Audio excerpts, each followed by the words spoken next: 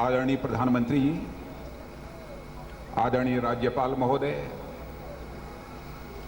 उत्तर प्रदेश की सरकार के मंत्री श्री शिव प्रकाश जी यादव, श्री केशव जी मौर्य, आदरणीय टंडन जी, यहां उपस्थित मेरे सभी लखनऊ के बहनों एवं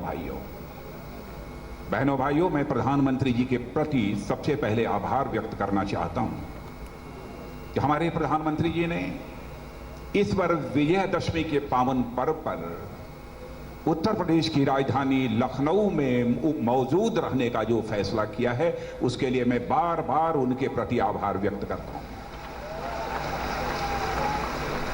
मेरे बहनों भाइयों, यह लखनऊ मर्यादा पुरुषोत्तम भगवान राम के अनुज वीरवर लक्ष्मण की नगरी के रूप में जानी जाती है।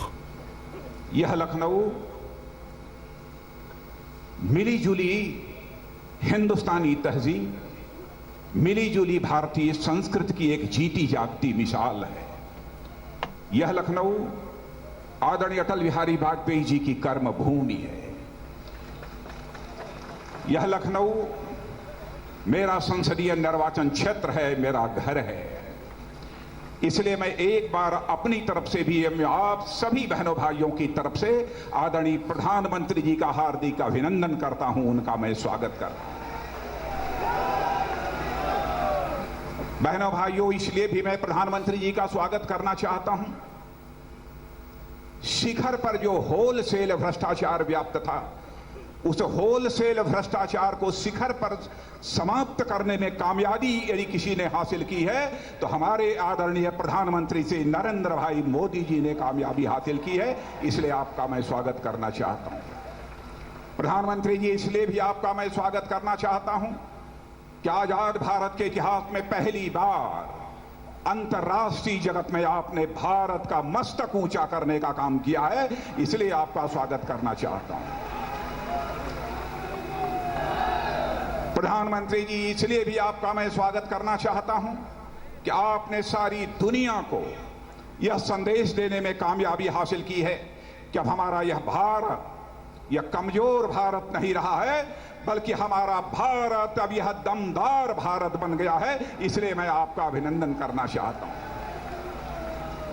बहनों भाइयों, रामलीला का जो मंचन होता है, रामचरितमानस के जो प्रेरक प्रसंग होते हैं, उन्हीं पर वह पूरी तरह से आधारित होता है।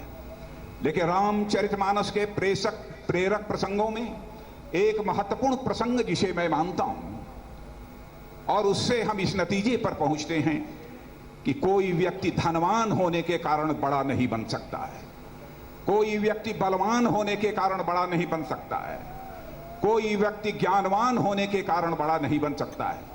क्योंकि आप सभी जानते हैं, रावण का जहां तक प्रश्न है, रावण मर्यादा पुरुषोत्तम भगवान राम से अधिक धनवान भी थे। उनके पास सोने की लंका थी।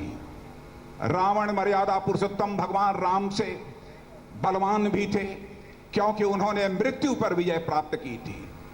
रावण मर्यादा पुरुषोत्तम भगवान राम से ज्ञानवान भी माने जाते थे, क्योंकि वह उस समय सबसे बड़े प्रकांड विद्वान माने जाते थे, प्रकांड पंडित माने जाते थे।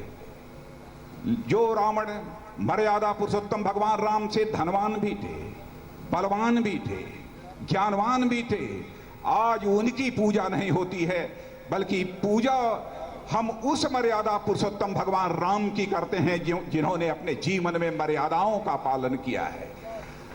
रावण और राम में अंतर है तो वह चरित्र का। मैं समझता हूं कि विजयादशमी के पर्व पर यदि हम यह संकल्प लेते हैं कि यह रामचरितमानस का जो प्रेरक प्रसंग है उसे हम जीवन में आचरित करने की कोशिश करेंगे, तो मैं समझता हूं कि विजयादशमी इस पर्व की इसी में सार्थकता है।